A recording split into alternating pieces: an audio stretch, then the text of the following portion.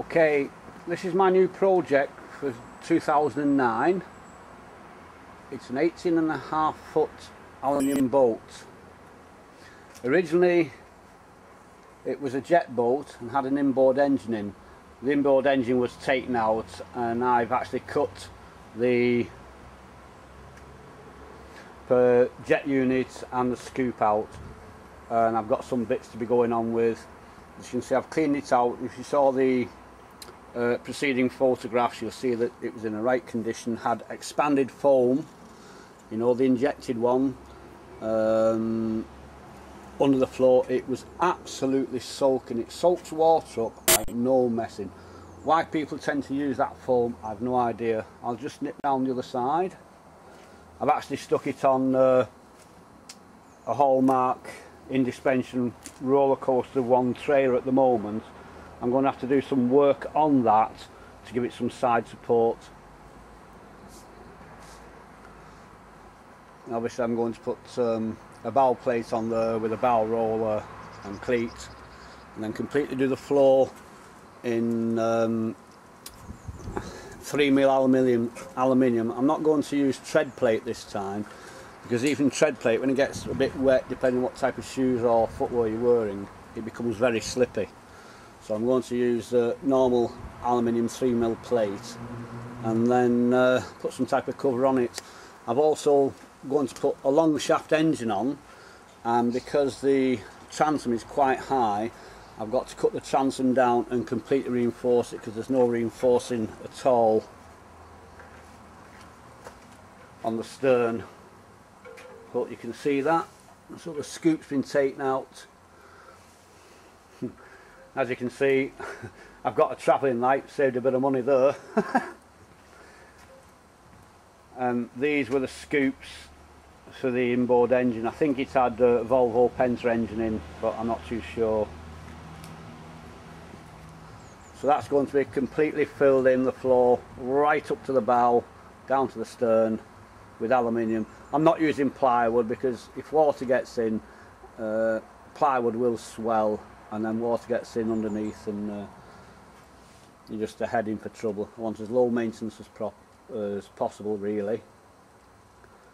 So I'll get back to you when I've got some more done on it. And say I've just got to fit the bow plate there, and I've got some small bits to start placing where the jet unit was, and that profile again is going to be used for the seats. So I say I'll get back to you when I've got more to show. The bow plate is now fitted with the front cleat and the piece of angler for strength, and also I'm going to fit the front of the cabin to that. All the floor has been done, but because the floor is actually 5 foot wide and over 15 foot long, I had to do it in sections.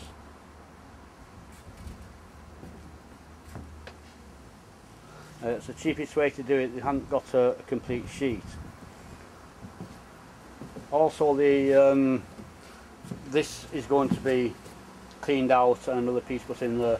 But what I wanted to show you was that a lot of people use this expanding foam, where you mix two chemicals together and it expands. But what happens, it acts like a sponge, and when I stripped the whole floor out, I was actually wringing water out of the foam. So my friend suggested I used the polystyrene insulation boards you can get from a DIY shop. But then I thought, well, sure, there's a better way or a cheaper way.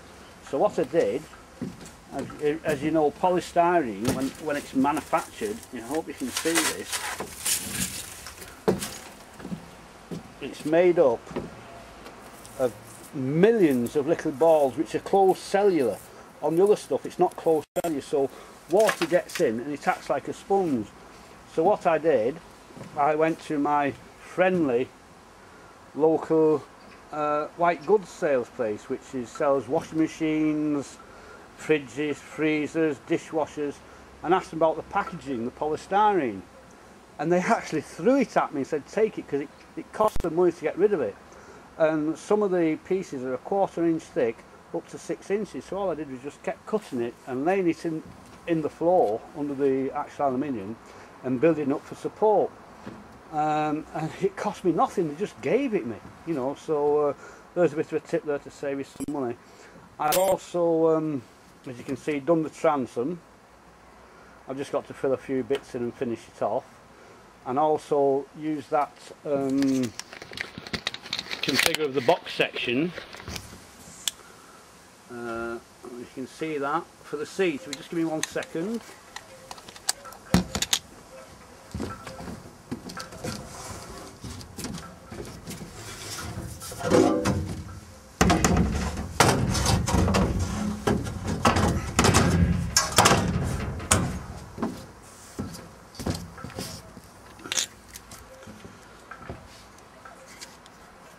So that's the seat. Now it's also going to be a casting deck. And so I had to cut the transom down and strengthen it. What I used was 3/4 inch ply, 2 pieces sandwiched together, and then when you've put the aluminium on, other bits of aluminium to strengthen it, it becomes 2 inches. The standard size for a transom or width is 2 inches, and virtually all engines and outboards will fit that. So all I've got to do now is clean up and seal around the edges all the way around, so there's no water going to get in at all. All around those edges going to be sealed. But also I managed to get hold of, if you remember on my last boat, I hope you can see this, right, that's a normal aluminium rivet that's got the shaft protruding out of the end, but I managed to get the ones that sealed on the edges. Hang on 1 second.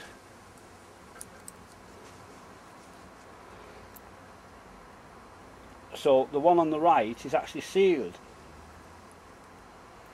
so no water can actually get. You have to excuse me with this, I'm trying to put it into the shot so that you can see. So the one on the right is actually sealed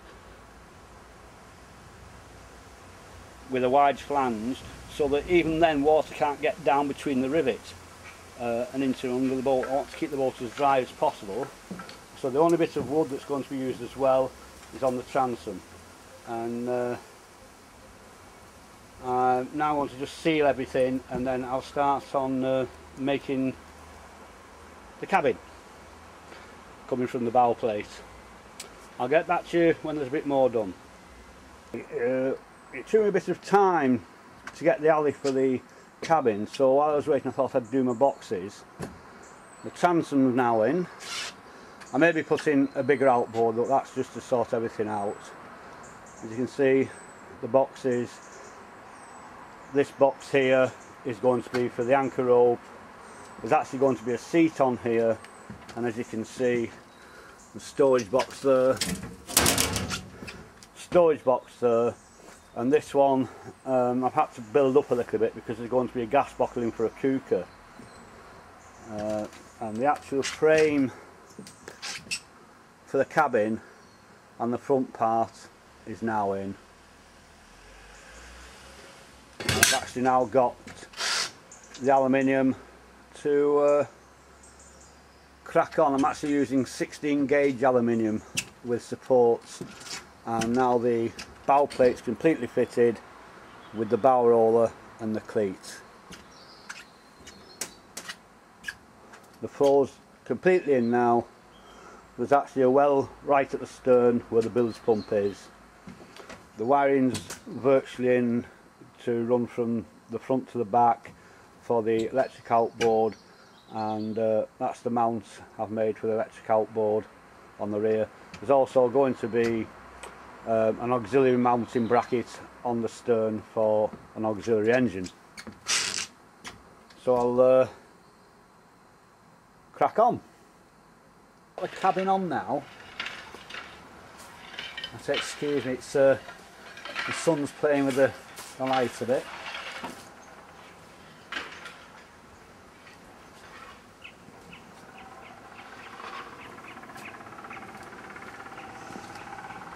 And as I showed you in previous, I did the frame.